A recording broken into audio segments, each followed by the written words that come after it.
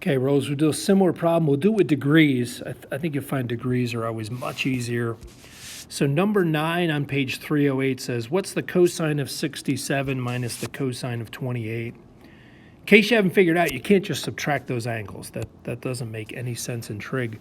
But this is of the form cosine minus cosine, and we do have an identity for cosine minus a cosine. So the identity, and again, this identity is on page 307, it's cosine x minus cosine y equals negative 2 sine of the sum over 2. So it's sine of x plus y over 2 times the sine of x minus y over 2. You're gonna find all these identities look very similar.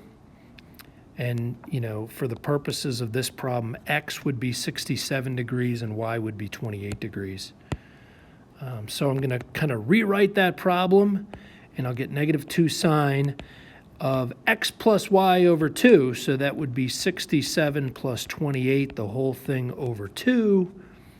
That's times the sine of x minus y over 2, which is 67 minus 28 over 2. And then we're just doing a little bit of arithmetic. If I take 67 and I add 28, I get 95 over 2. And in the second set of parentheses, 67 minus 28 would be 39. Again, that's over 2.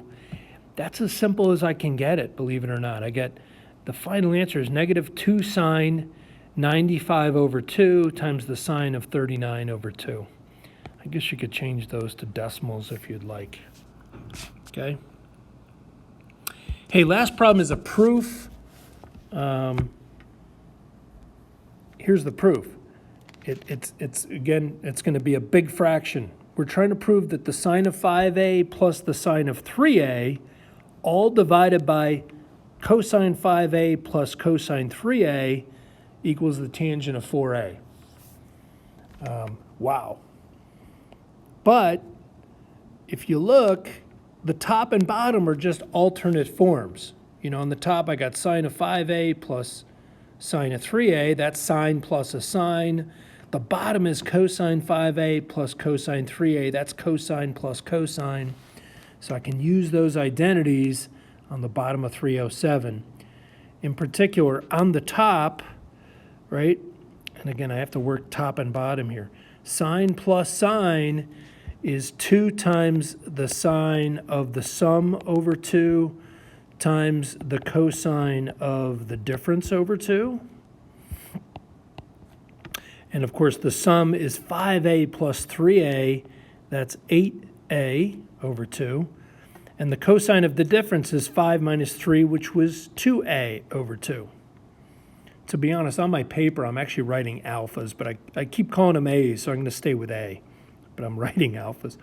On the bottom, it's cosine. The bottom of this big fraction is cosine 5a plus cosine 3a. Of course, that's of the form cosine plus cosine. And the formula for that is 2 times the cosine of the sum over 2, which would be 8a over 2, and times the cosine of the difference over 2, which of course is still 2a over 2.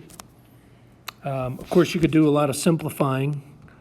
Those 8a's over 2 just become 4a's. So up top, I got 2 sine 4a cosine a, because 2a over a equals a. On the bottom, I have 2 times the cosine of 4a times the cosine of a. What happens is top and bottom, the 2's cancel out front, the cosines a's cancel. I'm left with sine a over sine of 4a over cosine of 4a, which of course is tangent of 4a. That's what you had to prove. Heck of a job, you proved it. Hopefully you were able to work through these, pause and maybe even work ahead of me. But that's what